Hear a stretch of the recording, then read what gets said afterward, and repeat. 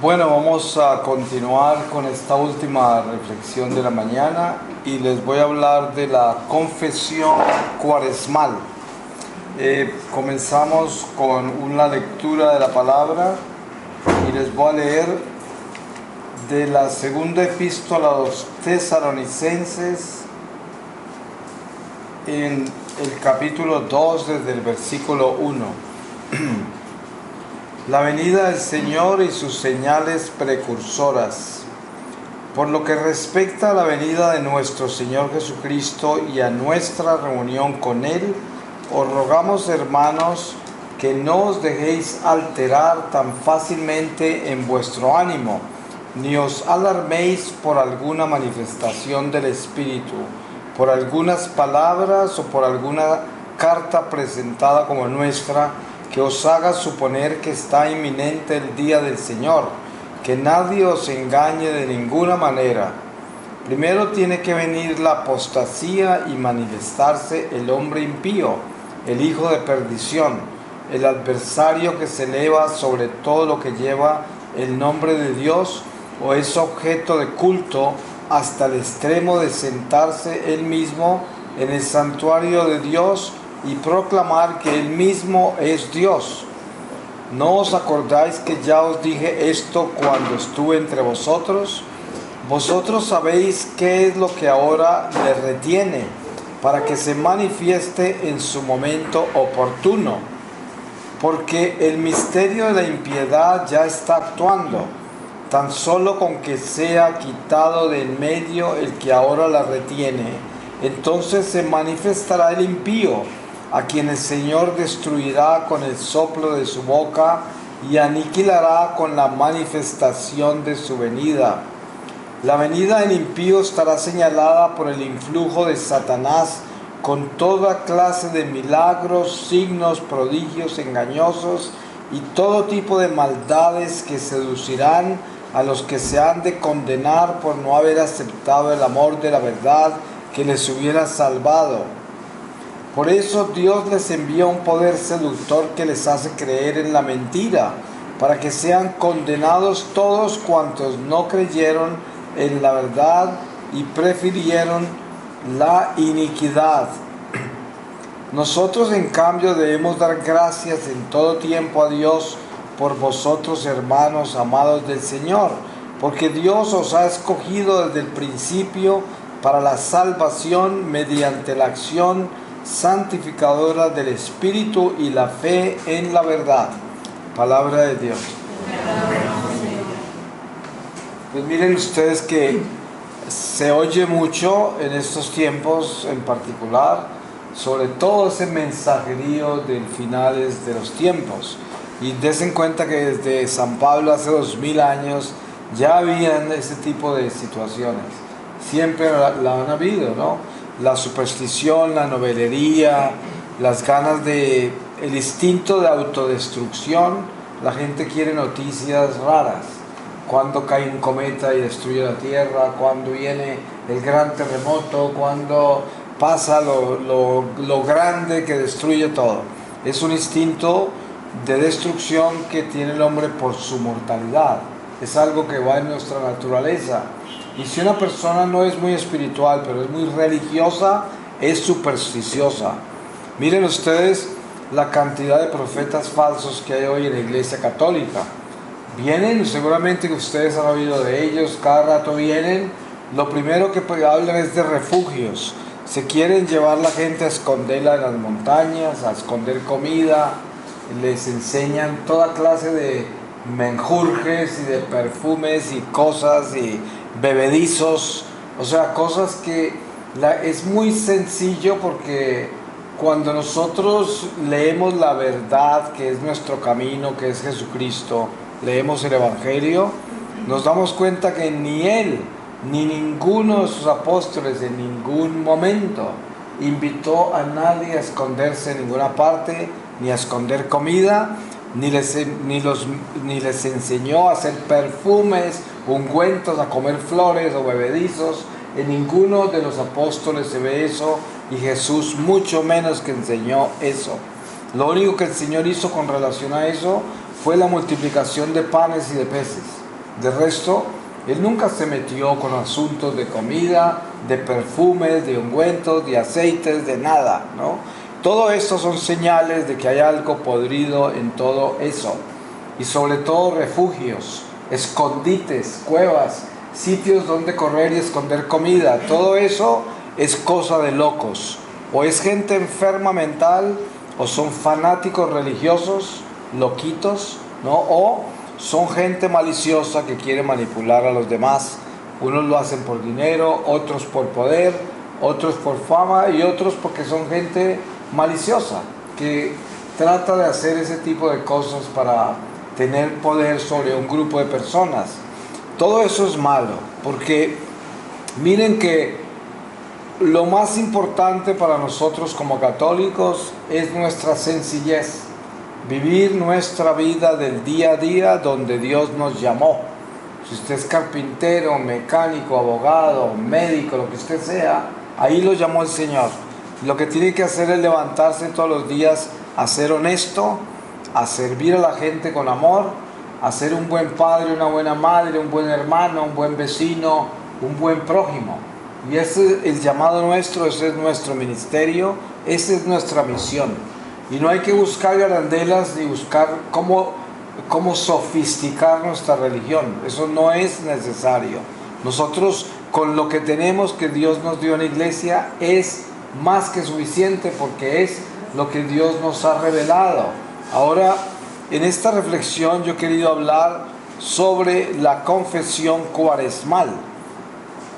¿A qué me refiero con eso? ¿Cuál es la diferencia entre la confesión de tiempo ordinario, la confesión de Adviento, la confesión cuaresmal? Si todo es lo mismo, ¿no? Es arrepentirse y pedirle a Dios por medio del sacerdote que nos absuelva, nos perdone los pecados y nos renueve nuestra amistad con Dios. Siempre es así el sacramento de la confesión. Pero la razón por la cual estoy haciendo una reflexión sobre la confesión cuaresmal es porque durante la cuaresma la iglesia nos invita a vivir con el Señor su pasión, su muerte, su resurrección. Y también nos acompaña a vivir la experiencia que tuvieron los apóstoles con el misterio que Jesús les anunciaba que ellos no podían entender por falta del Espíritu Santo. Y todo esto nos lleva a nosotros a compenetrarnos en un misterio que la liturgia nos comparte detalladamente, como por ejemplo el misterio tan grande que es saber que a los ojos del mundo Jesús era el perdedor, porque estaba condenado a muerte, torturado, abandonado por sus amigos, arrastraba esa cruz tan pesada por ese calvario tan largo, lo mataron en la cruz. O sea, él es el perdedor para el mundo, ¿no? Los ojos del mundo, pues ese está maldito, ¿no? La prueba está que el que estaba maldito no podía ni siquiera morir dentro de los muros de la ciudad, lo tenían que sacar y morir afuera porque estaba maldito, y tenía que morir colgado de un palo, por eso muere en la cruz. Esa era la ley. Pero cuando hablamos de lo que estábamos hablando en la reflexión anterior de espíritu, encontramos la cuaresma enseñándonos algo demasiado trascendental, y esto está en la palabra también en algunos pasajes, y es que el que iba arrastrando en una procesión a todos los demonios era Jesús. El que aparentemente está perdiendo para el mundo es el que está triunfando. La victoria la llevaba ese que estaba condenado a muerte y maldito para los hombres. Ese llevaba la victoria. Porque los demonios, cuando Jesús muere en la cruz, quedan derrotadas. La muerte queda derrotada. Y el infierno mismo lloraba de dolor, de angustia, de desesperación, porque habían sido derrotados. Eso es lo que sucede a las 3 de la tarde. Por todo ese calvario, Jesús arrastraba una procesión de demonios. Los demonios, como el demonio es malo, lo atacó hasta que expiró en la cruz, ¿no? Y sabía que iba a perder. El demonio sabía que iba a ser derrotado, pero eso no evitó que él lo torturara a Jesús hasta que expiró en la cruz. Eso no evitó. O sea, el malo es malo y es malo hasta el final. Ustedes han visto como cuando usted está tratando de matar una serpiente venenosa, ¿qué tiene que hacer? Le tiene que dar y dar hasta que muera, porque es mala y es venenosa hasta que deja de vivir, ¿no? Pero mientras que esté viva, así tenga un pedazo nomás y usted le ha cortado la mitad del cuerpo, la serpiente sigue buscando cómo envenenarlo a usted, cómo morderlo. Y ese es el mal, ¿no? Por eso lo comparan con la serpiente. Entonces, hay que tener en cuenta que como la Cuaresma es una estación litúrgica donde la Iglesia nos lleva a contemplar estos misterios de la pasión del Señor, su muerte y su resurrección, entonces el ejercicio espiritual al que somos llamados no es simplemente un ejercicio de tradición histórico o religioso. También, pero eso es lo más elemental, eso es lo más básico, eso es lo más primario. Lo que la Iglesia nos invita a hacer es a compenetrarnos con el misterio. Primero, los apóstoles no entender nada de lo que Jesús les decía, a pesar de todo lo que les explicaba. En eso nos da a entender la Iglesia lo importante que es el Espíritu Santo, la fuerza que tiene el Espíritu Santo. Miren que nosotros estamos bautizados y tenemos sacramentos. Seguramente todos los que estamos acá estamos bautizados, tenemos la primera comunión, la confirmación, o sea, somos personas sacramentales. Y eso indicaría que nosotros tengamos una acción del Espíritu Santo trascendental en nuestra vida, pero no necesariamente es verdad. ¿Por qué? Porque todo depende de nuestra relación con Dios. Yo puedo tener todos esos sacramentos. Es como decir, una persona puede estar casada, se casó en la iglesia, sacramentalmente, le prometió a Dios todo lo que promete en un matrimonio, pero puede ser infiel y ese matrimonio no tiene fuerza para esa persona porque no quiere la esposa ni los hijos, es infiel. Entonces ese sacramento está roto y esa persona le puede condenar, o sea, está mal, rompió ese sacramento, pero tiene el sacramento, pero no es fiel a él. Entonces nosotros tenemos el bautismo, la primera comunión, que es nuestra primera confesión también, la confirmación. ¿Y cuántos años, cuántas veces nos hemos confesado y comulgado? ¿Cuántas veces hemos recibido catequesis que nos ayuda a profundizar en los misterios de nuestra fe? Muchas veces.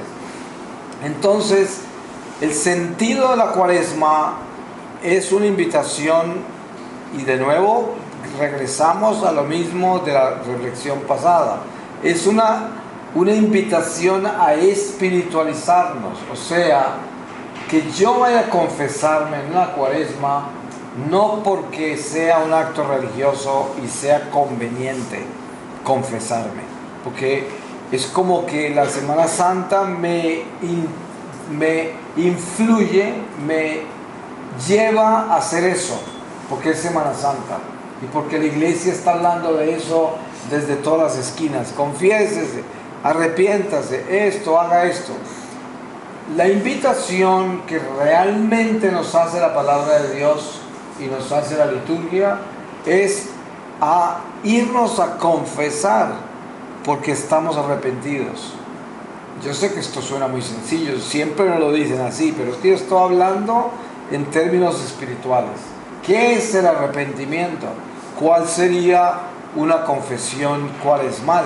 El arrepentimiento es que usted sea capaz de atreverse a meterse tan dentro de su piel, tan dentro de su naturaleza humana y sobre todo su naturaleza humana torcida, que sea capaz de meterse tan adentro que se atreva a arrepentirse, que se atreva, porque es que es muy fácil ir a confesarse sin haberse metido en la piel, ir a decir, Padre, me arrepiento que mentí, que robé, que cometí un acto impuro, que soy envidioso, que soy vengativo, rencoroso, que soy una persona sin amor y quién sabe cuántos pecados puedo confesar.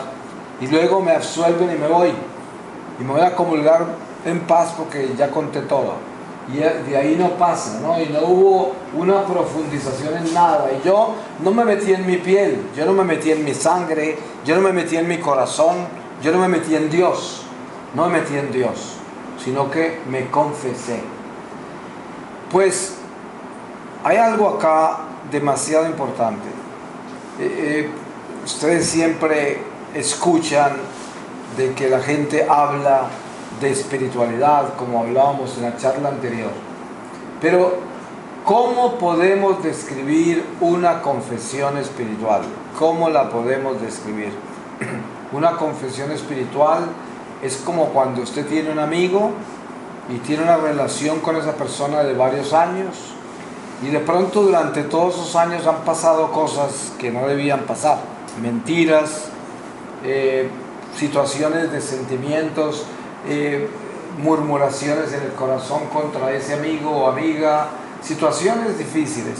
Y de pronto un día usted entra en conciencia y dice: yo no quiero seguir teniendo una relación tan hipócrita con mi amigo o mi amiga, le voy a compartir lo que me ha pasado en mi corazón con ella o con él. Y estoy hablando de una amistad sencilla, normal, no un noviazgo ni nada de eso, sino una amistad entre amigos. Y se abre el corazón y dice: sabes, tengo que contarte que yo he sentido estas cosas y he vivido estas cosas en esta amistad y no me siento bien con esto. Yo quiero que me perdones y quiero limpiar mi corazón. No quiero llevar esta carga. Yo quiero estar limpio. No quiero. Además, no garantizo de que voy a cambiar por el solo hecho de confesar esto, porque es mi naturaleza mala la que me lleva a hacer eso. Te pido que ores por mí para que yo no lo vuelva a hacer, pero te quiero contar eso. Eso es a lo que yo me refiero cuando una persona entra en un estado consciente de sinceridad y confiesa lo que es.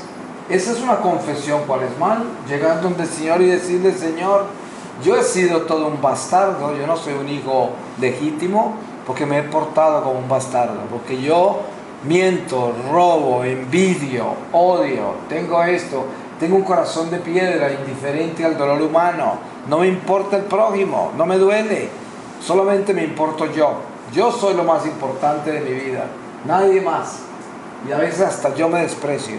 Entonces, ir a confesarse con el Señor, de verdad, abriendo el corazón y contándole al Señor la verdad de cómo es.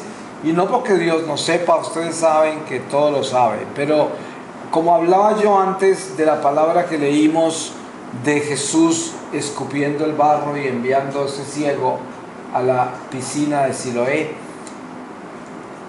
¿qué era lo que sucedía? Que es que ese ciego tenía que ir a hacer eso porque no era que fuera una condición, sino que fue una enseñanza. Y él tenía que obedecer la enseñanza. Es como, ¿se acuerdan ustedes ese leproso que fue a pedirle que lo sanara el profeta? Y el profeta le dijo que se bañara y se ofendió porque estaba esperando que fuera todo un ritual y una ceremonia inmensa porque era un pagano, ¿no? Y sin embargo, cuando obedeció porque el sirviente de él le rogó que lo hiciera, se sanó. Entonces, esto es lo que tenemos que entender de la confesión a la que la iglesia nos llama, especialmente en la Cuaresma.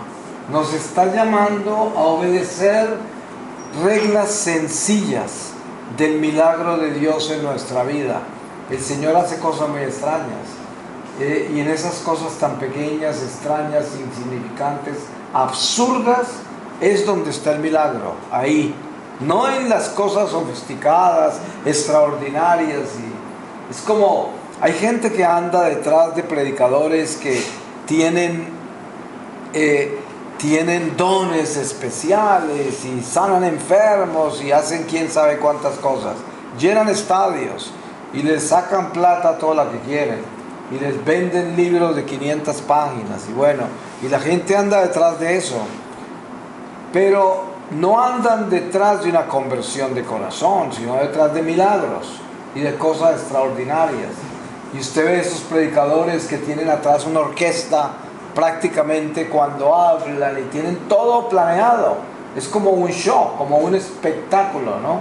Y siente uno campanitas y cosas y órganos y cosas y el predicador al frente y como hipnotizando a la gente, ¿no? Porque son cosas es como drama. Yo soy actor, yo me formé como actor y todo lo que he evitado en mi vida es nunca llegar a presentarme en la iglesia al frente del pueblo de Dios a llevar un acto, ¿no?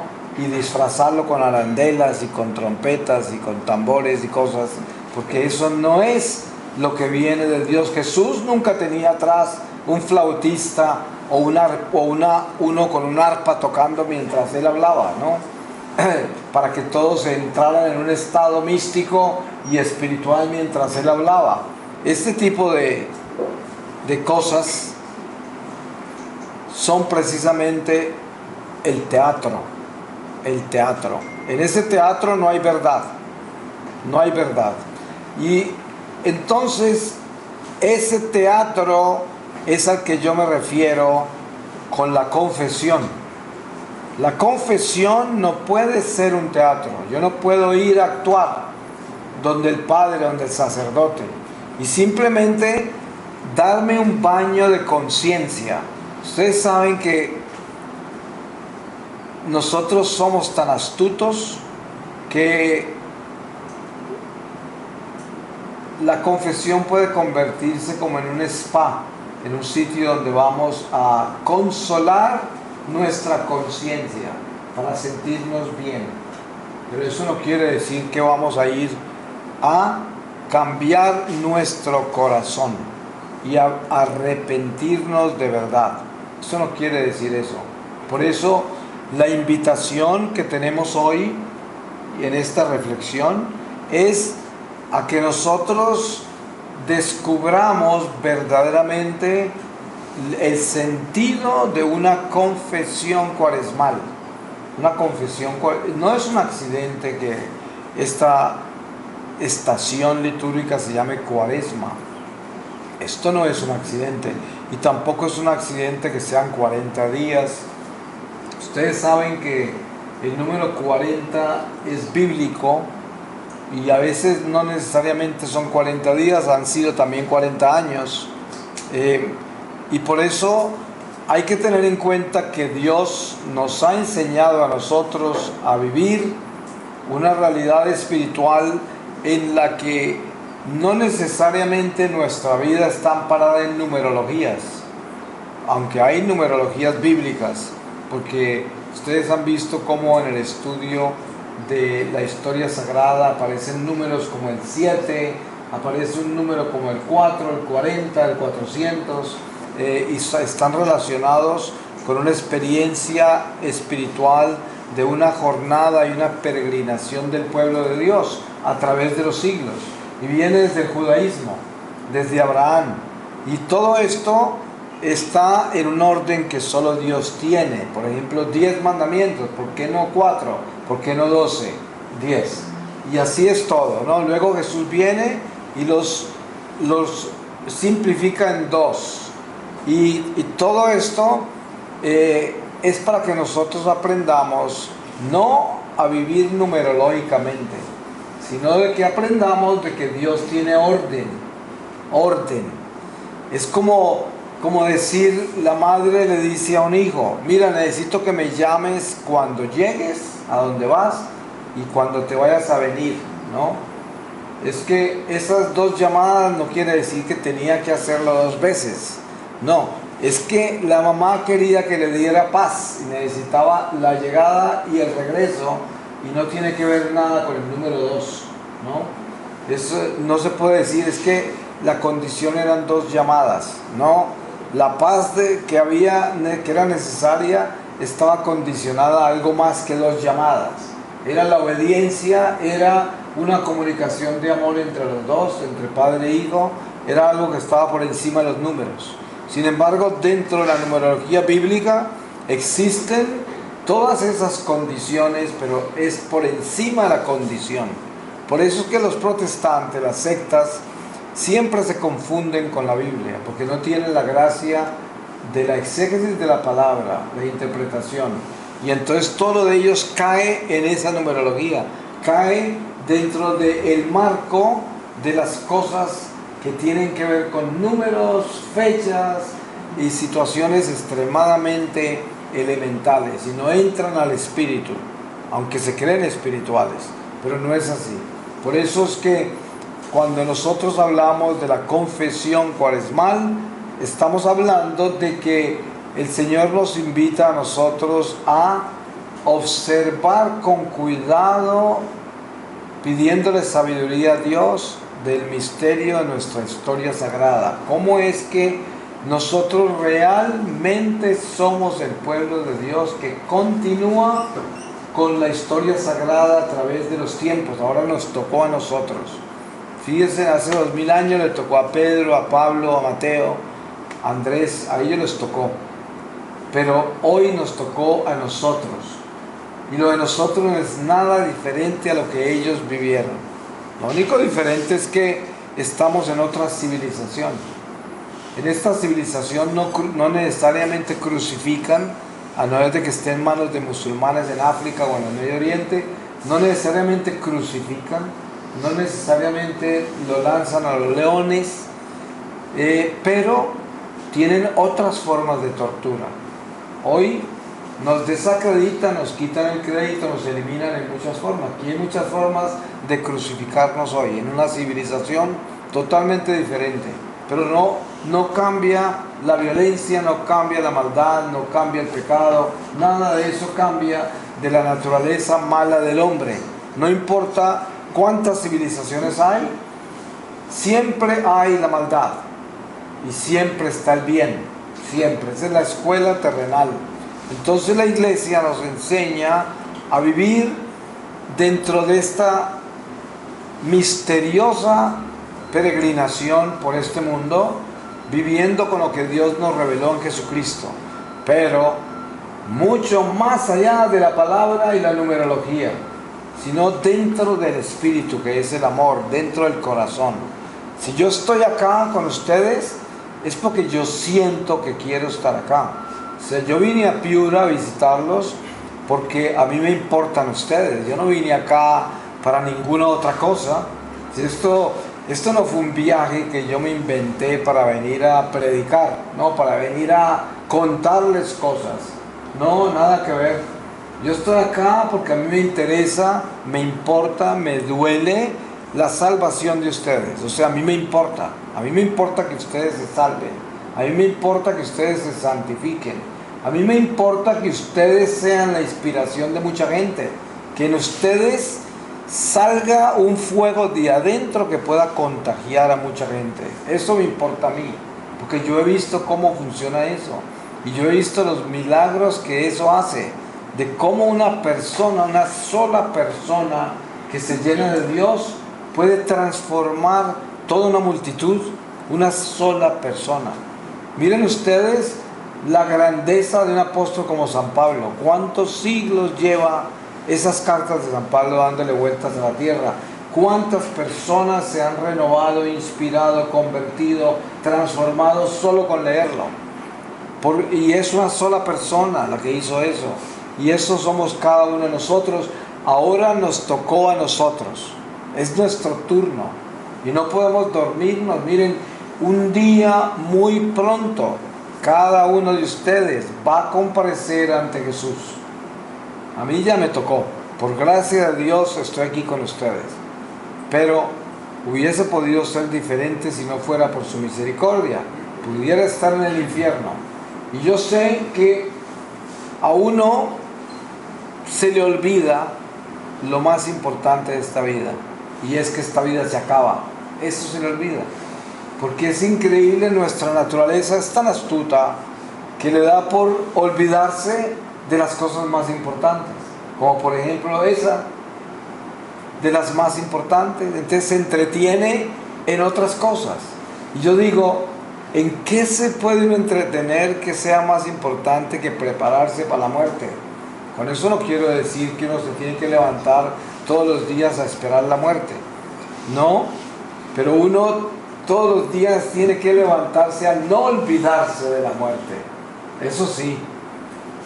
Entonces, ¿cómo hace uno para llevar a cabo esa conciencia y estar consciente de eso? Tiene que trabajar en morir a sí mismo, morir a este ego, a este egoísmo. ¿Cómo hace uno eso? Hace eso enfocándose en los demás. Por eso es que el Evangelio es tan puro en ese sentido.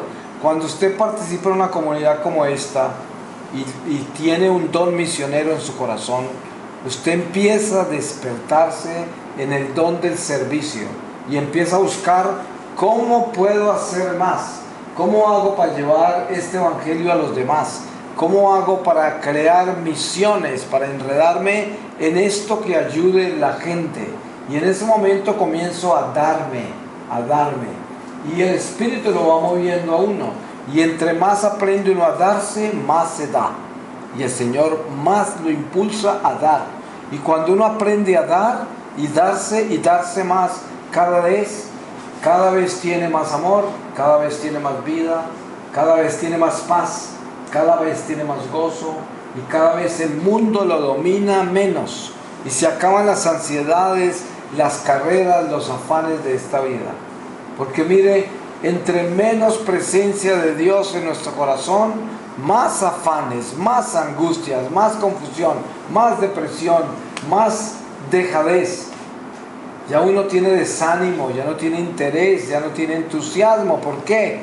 Porque tiene la ausencia de Dios en su corazón. Es muy peligroso. Porque cuando uno tiene a Dios en el corazón, tiene entusiasmo.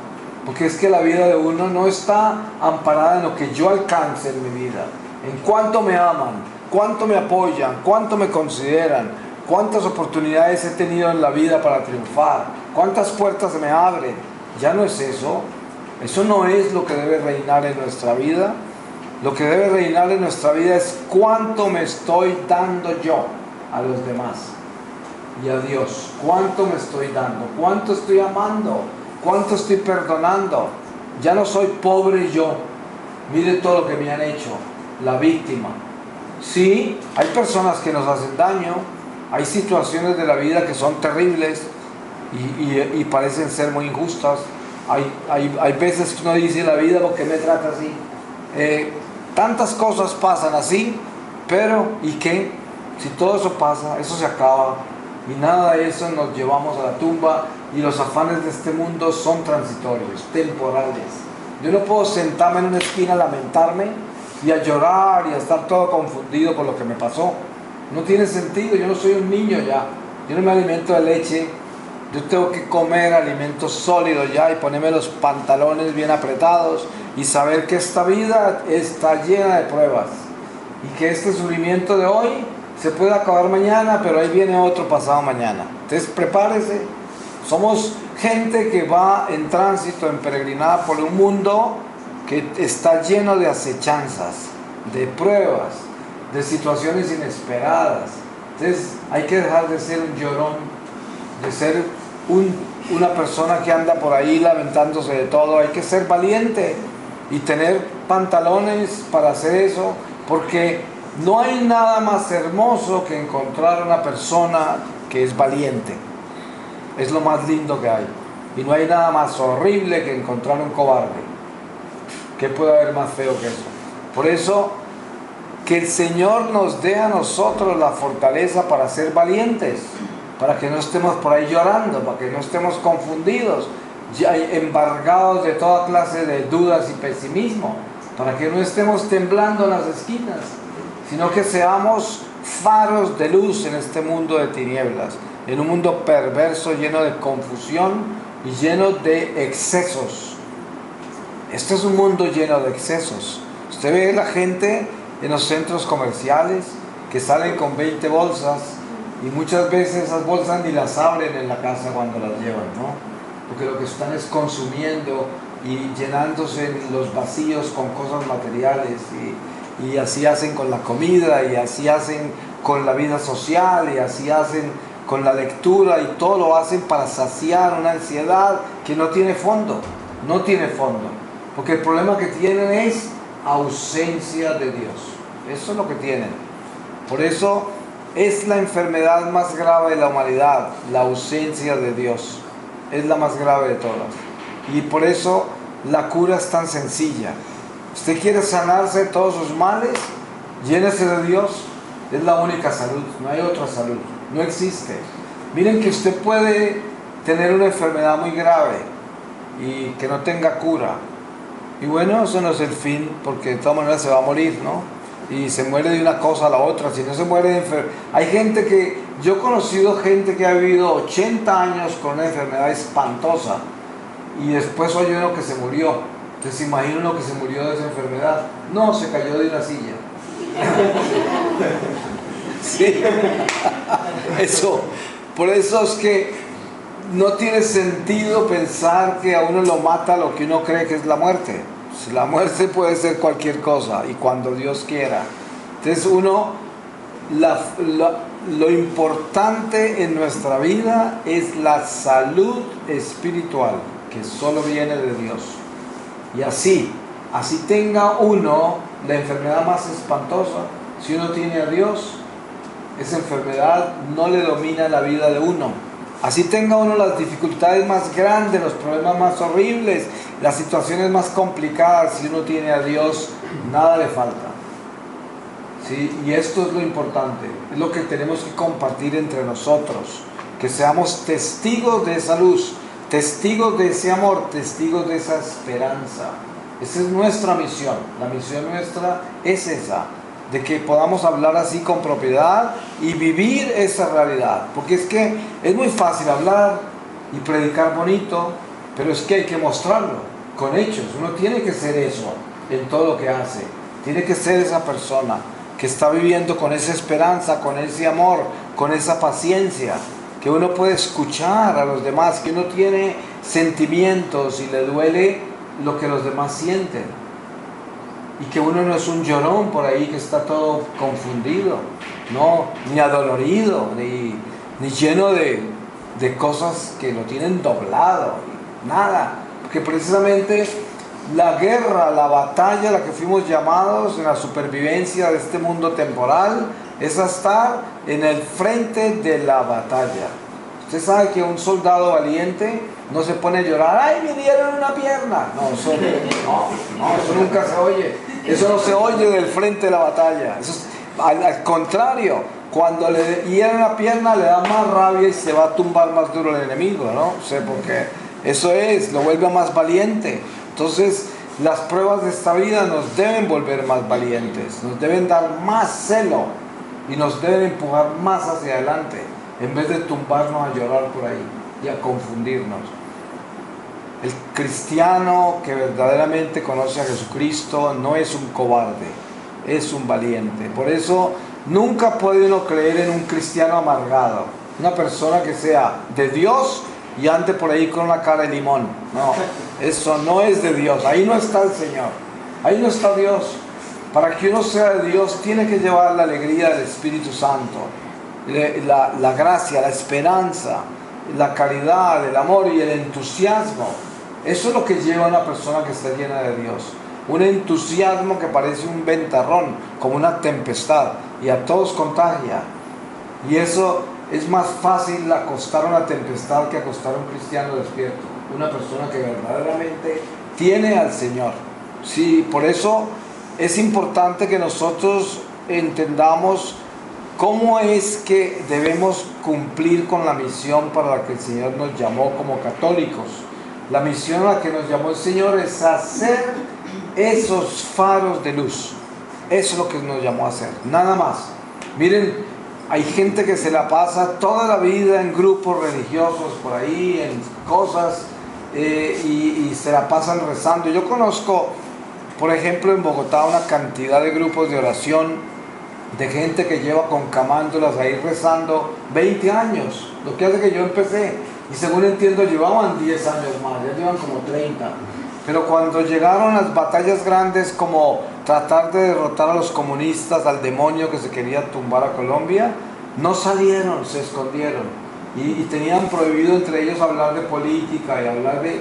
O sea, gente cobarde, rezandera, camandulera, que nunca esa religión hizo nada por ellos y nunca se volvieron soldados, se volvieron fue religiosos, rezanderos, y ahí están sudando agua bendita todos y viendo cosas en las paredes, la Virgen en el jabón y en las cortinas, pero no sirven para nada, son católicos muertos, no son militantes, no defienden las familias, no defienden su patria, no militan, no tienen fuerza, no tienen entusiasmo, son ovejas muertas. Y esto, por eso es que el Señor llama a que nosotros seamos ovejas despiertas, vivas, porque se trata de llegar a la casa aunque tengamos la lana llena de pantano. Ustedes saben que hay ovejas todas hermosas, que están por ahí todas bañadas y están en una esquina cantando aleluya, pero nunca salen a ningún lado a hacer nada, y por eso son tan hermosas. Es mejor llegar empantanado, lleno de fango ante el Señor, pero uno viene de hacer lo que tenía que hacer, y llegar todo hermoso, lleno de camándulas, y nunca fue a ningún lado a hacer nada, ni a defender a nadie, ni a hacer lo que tenía que hacer. Y por eso es tan importante que en esta confesión cuaresmal nosotros seamos capaces de entender lo importante que es la contrición. La contrición. Uno debía estudiar bien esa palabra. ¿Qué es contrición? Uno cómo se arrepiente. O sea, ¿qué es un arrepentimiento? ¿Y hasta dónde llega? ¿Por qué se llama contrición? Porque eso de estar contrito es estar adolorido. La contrición viene de dolor. Dolor del pecado. O sea, que el pecado me duele. Que yo me arrepentí hasta que me dolió. Es como decía Santa Teresa de Calcuta, decía, la caridad tiene que doler. Ama hasta que te duela. Eso es la caridad, la verdadera caridad. Y así es el arrepentimiento. Hay que arrepentirse hasta el dolor. Eso se llama contrición. Por eso se pide que antes de confesarse, y sobre todo en una estación como la Cuaresma, tengamos un acto de contrición perfecto. Un acto de contrición perfecto es un arrepentimiento que me llegue hasta el dolor, que me duela lo que hice, que me duela. Y eso tiene sentido porque en ese momento hay crecimiento espiritual. Porque si no, no hay sino religión. Pónganse a pensar, ¿cuántas veces se han confesado sin dolor? Les aseguro que va a ser la mayoría de las veces. Sin dolor, sin contrición. Si no, me acuso, padre, que robé, maté, ya, chao. Y ya me voy otra vez a pecar otra vez, ¿no? Y esto es una religión falsa. Ahí no está Dios. Si uno se muere así, el purgatorio es... Porque el purgatorio está hecho de eso. El purgatorio está hecho de la falta de contrición. De eso es que ustedes que han oído de qué es lo que hacen las almas del purgatorio. Purgan. ¿Y qué es purgar? Purgar es sufrir. Y es un dolor gigantesco, el dolor que no pudieron sentir en vida. Entonces, ¿qué hace? Un alma del purgatorio está al frente de una acción que sucedió en el comedor de su casa, donde estaba con su hermano, con su papá, con su amigo, con su esposa o su esposo allí, y hubo algo tan difícil, tan complicado, que le hizo daño al otro, que pasó esto, y eso no lo solucionó y siguió su vida como nada, se murió y luego se encuentra con eso y lo tiene que solucionar con su conciencia, y ahora lo tiene que solucionar con el dolor que no sintió ahí, con lo que no concientizó ahí, con todo lo que hizo ahí que no resolvió. Y eso hay que resolverlo en el purgatorio. ¿Y por qué dicen que es tan larga las penas del purgatorio? Porque es que ese dolor no permita que esa alma se mueva para ningún otro lado, porque le cuesta inmensamente solucionar eso. Entonces se queda parada ahí. Ojalá que entendiéramos eso en el corazón profundamente, para que nos demos cuenta de lo difícil y lo importante que es nuestra responsabilidad con todo lo que hacemos. Todo lo que hacemos, todo. Lo que pensamos, lo que sentimos, lo que deseamos, la forma en que nos proyectamos, cómo nos comunicamos con los demás, lo que deseamos para nosotros y los demás. Todo eso tiene que tener un sentido y tiene que tener conciencia para que nosotros no seamos personas inconscientes, porque el vivir inconscientemente es una fábrica de purgatorio. Eso es lo que es, porque Dios es tan misericordioso que por el solo hecho de nosotros ser católicos, que vamos a misa, nos confesamos mal de vez en cuando y hacemos lo que hacemos, nos salvamos. Pero el purgatorio, yo siempre le digo a la gente, miren algo bien curioso e importante de aprender de la aparición de Fátima. Los pastorcitos muy preocupados le preguntan a la Virgen por dos amigas que tenían, que se habían muerto. Uno era más joven que la otra, pero la Virgen les dijo que fulanita, no me acuerdo qué nombre era, iba a estar en el purgatorio hasta el final de los tiempos. Y era una niña joven que se había muerto, pero más adelante les explicó que si nosotros oramos podemos ayudar a que las almas del purgatorio salgan más temprano del purgatorio, porque las almas del purgatorio están sentenciadas por el divino juez a un tiempo que no tiene nada que ver con el tiempo humano, es un periodo espiritual. Y nuestra intercesión, lo cual es un dogma de católico, o sea, algo que tenemos que creer porque es un dogma, dice que si intercedemos por ellas, salen antes de tiempo. Pues ya sabemos que esos pastorcitos se fueron de rodillas a rezar por esa niña y la debieron sacar de purgatorio muy pronto. Pero esto es lo que debemos entender de lo serio que es la realidad espiritual después de esta vida. Y por eso no podemos dormirnos ahora. San Juan dice, la forma más rápida y extraordinaria para borrar la consecuencia de todos nuestros pecados es llevarle a Dios a los demás. Es la forma más increíble. O sea que la enmienda, que es lo que tenemos que hacer después de confesar el pecado, tenemos que enmendarnos, y es la reparación del pecado que confesamos, del que nos arrepentimos, es lo que a través de las indulgencias plenarias la Iglesia soluciona en vida, ¿no? Si uno hace un acto de contrición perfecto, mucha gente hace indulgencias plenarias y no tiene ni idea de lo que es un acto de contrición perfecto, y por eso estas indulgencias plenarias no valen nada, porque no hizo una confesión como debía, no se arrepintió como debía, no conoce la contrición, por lo tanto no recibe la gracia, porque eso no es un negocio y tampoco es magia. Entonces, como decir, yo estoy protegido porque me pongo un rosario en el cuello o un escapulario. No, hay que vivir la fe para que ese escapulario tenga fuerza, ¿no? Entonces, el Señor quiere que entendamos el misterio de lo que es ser un católico de verdad, un católico sincero. El católico sincero es pequeñito, es pequeño, no es un católico extraordinario. El católico verdadero es el que sabe arrepentirse, ese es el que puede perdonar, ese es el que es capaz de arrodillarse a rezar por otro, ese es el que es capaz de compartir lo que tiene con los que necesitan, ese es. Y por ahí es donde está el camino, este es el camino, por ahí vamos, esa es la forma de vivir, por ahí vamos caminando. Pero lo más importante de todo es aprender a darnos a los demás, a servir, el espíritu de servicio. San Juan Pablo II decía, cuando veas a otra persona, no pienses qué será lo que me puede dar, en qué forma me puede servir, sino en qué forma la puedo servir yo. Y es el principio de una realidad cristiana.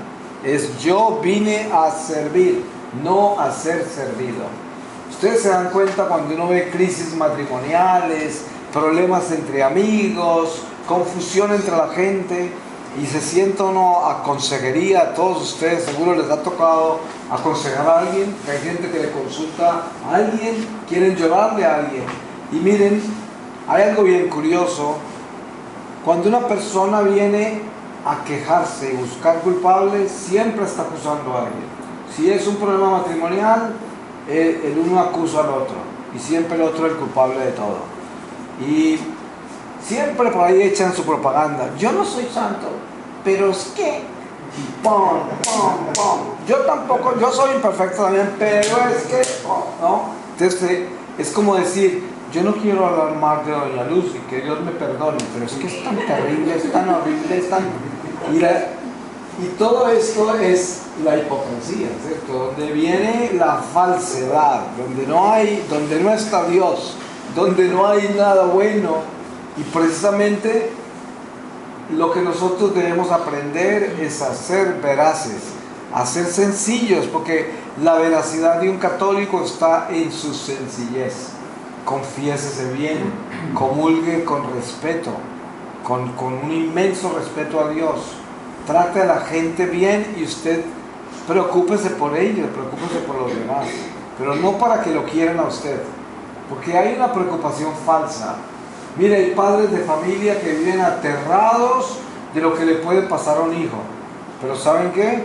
No necesariamente porque les preocupa el hijo, sino que les preocupa que el hijo los haga sufrir. Eso es bien astuto. La naturaleza humana es muy astuta. Muy astuta.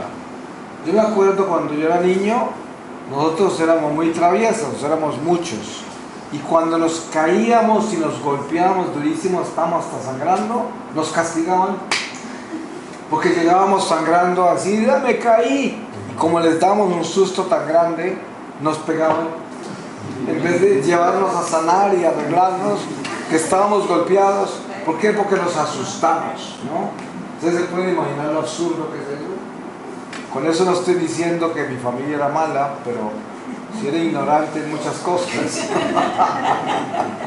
Pero, entonces uno tiene que entender que precisamente nosotros tenemos que educarnos y formarnos en la fe.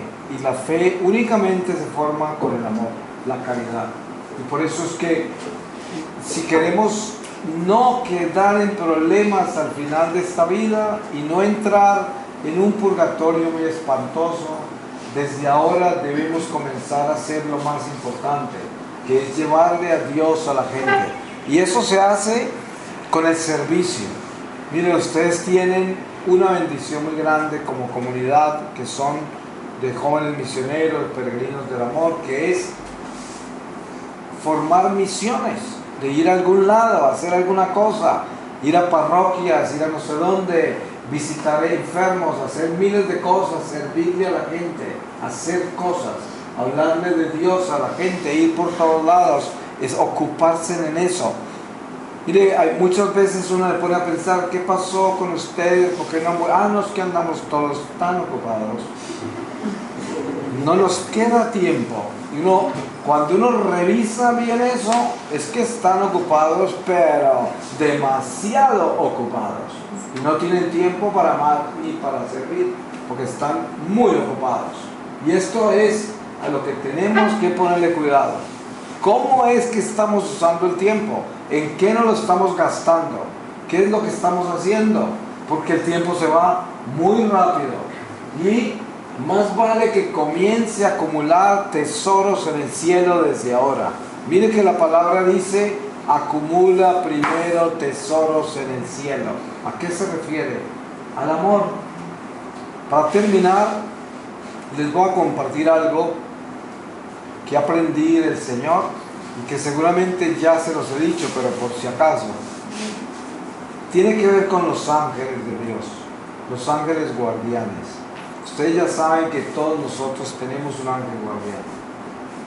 Ese ángel guardián tiene la tarea de llevarnos hasta el tribunal del Señor. Y Él conoce todo lo nuestro y nos acompaña en todo momento. Él no nos forza a hacer nada, pero Él nos aconseja. Es la voz de nuestra conciencia. Siempre está hablando en nuestro corazón.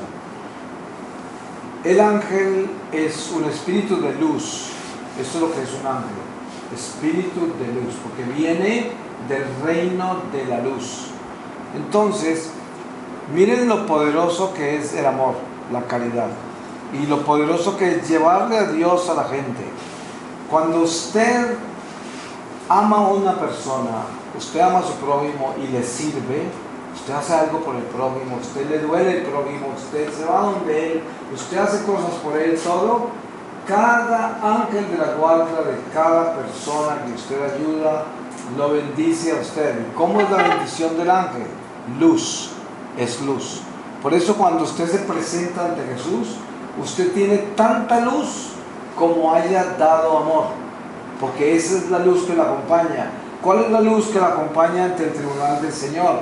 Los ángeles que son testigos del amor que usted dio. Y no es que ellos se muevan a presentarse, es que ellos están en el eterno presente de Dios, no necesitan desplazarse, están ahí. Entonces, si yo me presento ante el Señor, ahí están los ángeles. Pero también están los demonios, porque está el pecado. Entonces, la economía del alma al final de esta vida es sobre la cual me debo preocupar. Piense, ¿cuánta luz tiene usted hoy? Si usted se muriera hoy, ¿cuánta luz tiene? ¿Y cuánta oscuridad? Y ahí es donde debe llevar sus números con mucho cuidado. Los números de uno están amparados en el amor que da. Esos son los números buenos. Y los números malos, el amor que no da. El egoísmo, el pobre yo. Eso es veneno, es el peligro más grande, es nuestro amor propio. Pobre yo. Yo estoy preocupado por mí. Y todo lo que hago es una carrera para mí. Eso, veneno. Esa es la trampa de este mundo. La trampa de este mundo es que el demonio lo pone a correr por usted. Por eso la caída de Eva es: seréis como Dios. Y ahí le quita la gracia. Porque lo que tenía que ser es: Dios es, yo no soy. Entonces no es que seréis como Dios, no. Es que Dios debe ser en mí, no yo como Dios. Y el mundo te quiere ocupar en ti mismo, para que corras detrás de ti mismo, para ti mismo, por ti mismo, todo para sí mismo. Ese es el diablo, ahí está el diablo. ¿Y qué hace? Te hace sentir miserable, porque nunca logras satisfacerte a ti mismo. ¿Cómo vas a hacerlo? No se puede. Entonces, es importante tener claro eso, de que el Señor quiere que tengamos esta libertad, la libertad de espíritu. Y la libertad del espíritu solo se logra por la fidelidad a Dios, el llenarnos de Dios. Y llenarnos de Dios solo se alcanza con el servicio al prójimo. Por eso es que las misiones son tan importantes. Ustedes saben lo que uno agradece que alguien le ilumine el corazón y que se lo llene de luz, y que uno sienta a Dios y sienta la presencia de Dios. Eso no se compra con nada, porque es algo que lo engrandece a uno como ser humano, le da fuerza, lo inspira, lo fortalece, le quita el miedo, le da esperanza y le da también entusiasmo para cambiar, para moverse y cambiar. Y esto todo se logra con darse. Hay que darnos, tenemos que levantarnos de esa pereza de estar buscando cómo satisfacernos y buscando cosas para nosotros e irnos a darnos. Eso es lo que tenemos que hacer. Y esto nos cambia la vida, no la transforma, no la cambia completamente. Le voy a pedir al Señor su palabra para que sellemos todo lo que aquí hablamos de la palabra del Señor. Y les voy a leer a ustedes del Salmo 70. 71, súplica de un anciano. A ti me acojo, Yahvé, nunca quede confundido. Por tu justicia sálvame, líbrame, préstame atención y sálvame. Sé mi roca de refugio, alcázar donde me salve, pues tú eres mi peña y mi alcázar. Líbrame, Dios mío, de la mano del impío, de las garras del perverso y el violento. Pues tú eres mi esperanza, Señor, mi confianza desde joven, Yahvé. En ti busco apoyo desde el vientre, eres mi fuerza desde el seno materno. A ti dirijo siempre mi alabanza. Soy el asombro de muchos, pero tú eres mi refugio seguro. Mi boca rebosa de tu alabanza, de tu elogio todo el día. No me rechaces ahora que soy viejo. No me abandones cuando decae mi vigor, pues mis enemigos hablan mal de mí. los que me espían se ponen de acuerdo. Dios lo ha desamparado, perseguido, apresadlo, que no hay quien lo llore. Oh Dios, no te quedes tan lejos. Dios mío, ven pronto a socorrerme. Queden confundidos y avergonzados los que atentan contra mi vida. Acaben en la vergüenza y la ignominia los que buscan mi mal. Pero yo esperaré sin cesar, reiteraré tus alabanzas. Mi boca publicará tu justicia, todo el día tu salvación. Publicaré las proezas de Yahvé, recordaré tu justicia, tuya solo. Oh Dios, me has instruido desde joven y he anunciado hasta hoy tus maravillas. Palabra de Dios.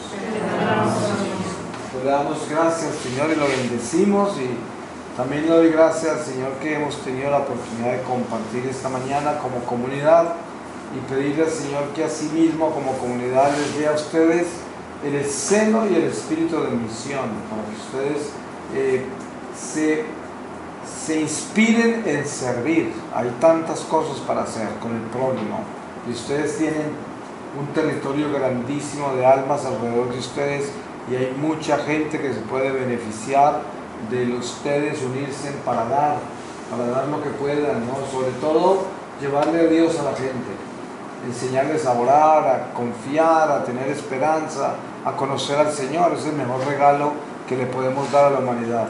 Y hay mucha gente en la iglesia que no conoce a Dios. En la iglesia no lo conoce. Ahí rezan, pero no saben nada de Él.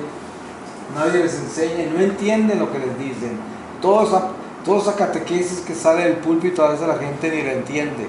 Y es como el mismo sermón. Por eso es que es importante el uno a uno con la gente, sentarse a escucharlos, a hablar con ellos, a abrazarlos, a compartir, a contarles testimonios. Todo eso mueve a la gente. Bueno, amén.